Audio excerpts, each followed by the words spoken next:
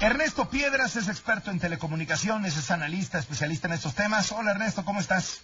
Carlos, siempre un gusto saludarte y a tu audiencia, muy buenas noches. A ver, hemos estado escuchando esto de la red compartida, explicada con manzanitas, ¿qué es, para qué sirve, por qué es importante? Mira, de repente es una reflexión que hace el gobierno diciendo, tengo recursos, tengo espectros radioeléctricos, esos tubos invisibles por los que viajan nuestras comunicaciones móviles, y dice, la banda de 700, que es una banda, hay diferentes bandas que se emplean, esta de 700 megahertz es muy poderosa para transmisión muy rápida de datos, sobre todo, más que voz. Dice, voy a reservar los 90 megahertz que tengo de esta banda para dedicarla a un proyecto de una empresa. Y a eso le voy a sumar capacidades de fibra óptica y de instalaciones de infraestructura para hacer una red pública compartida como un operador, como una empresa de telecomunicaciones más, pero propiedad, en esencia es una propiedad del gobierno. Con la reforma de hace 3 años queda dispuesto que el gobierno la deba desplegar para que la opere un privado. Y la lleva a una licitación. ¿Qué quieren con esto? Básicamente, la preocupación del gobierno es decir, el mercado puede y hace mucho. Ya vemos 110 millones de usuarios móviles hacia mediados de este año, pero somos 123 millones de mexicanos. O sea, hay un bloque de mexicanos a los que no les llega por tema de poder adquisitivo o por ubicación geográfica. Intentemos que esta red pública sirva como una empresa de un carácter social para llegar a ellos. Hasta ahí va muy bien la reflexión.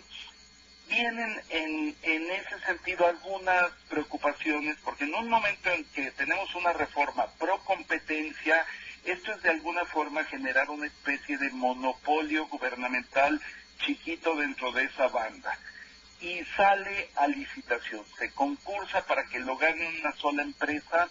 Déjame aquí hacer una pausa y decir, esos 90 megahertz de la banda de 700 es suficiente para que ahí cupieran 3 operadores nacionales. Cuando en la licitación 21 se licitó Espectro, que en su momento ganó Nextel, para pasar a ser un operador celular, se le asignaron 30 megahertz. Entonces, parte de la reflexión es, o se pudo haber abierto el espacio para que entraran nuevos operadores y los hubiera, o para que los que están tengan mejor capacidad de servicio.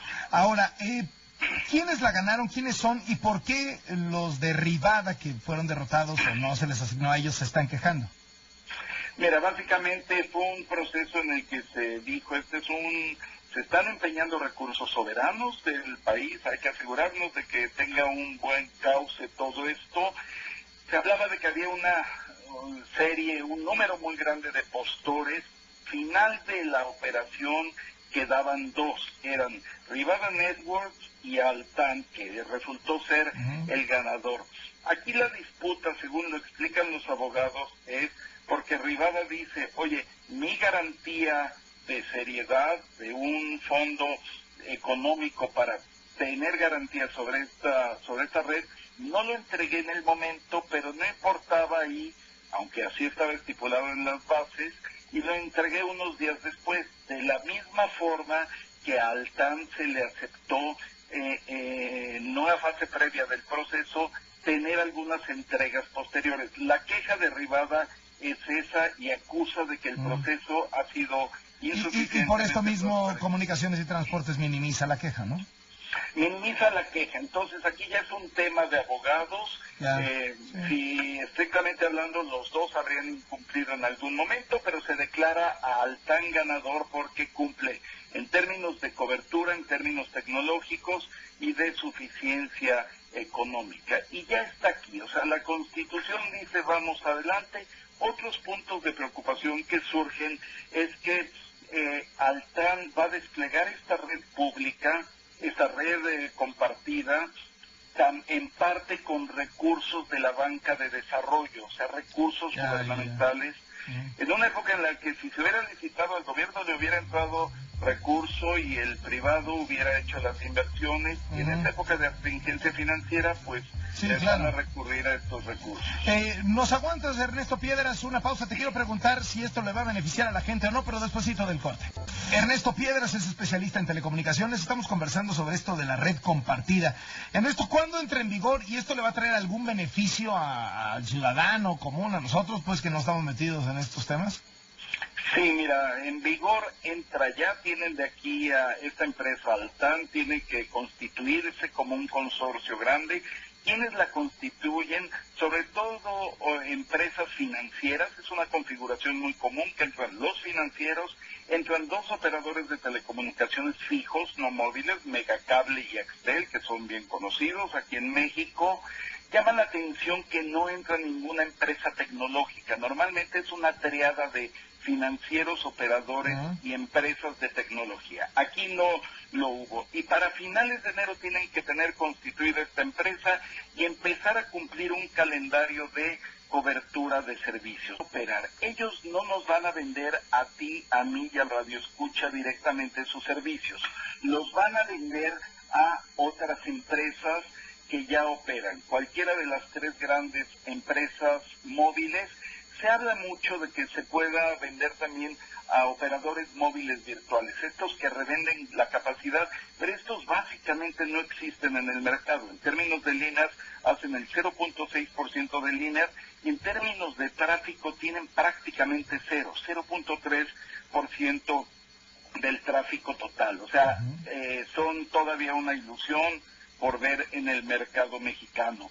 Habrá que ver su efectividad, ojalá la tengan, insisto, porque tenemos un recurso soberano empeñado ahí, el espectro y varios elementos más, porque sí necesitamos más y mejores servicios. Varios de nosotros pensamos que no es del todo conveniente que esta figura de propiedad que finalmente radica en el gobierno quede ahí, porque cuando el gobierno ha tocado una empresa de telecomunicaciones, te cito Telmex como monopolio gubernamental, Satmex cuando lo administró el gobierno, que se fue a la quiebra 2 veces, Correos de México, Telecom, Telégrafos, han sido ejercicios muy fallidos en números rojos. El gobierno ha demostrado saber ser buen gobierno para telecomunicaciones, pero pésimo empresario. Entonces, que no meta aquí las manos y pues vamos a ver cómo nos va con esta ampliación de capacidad.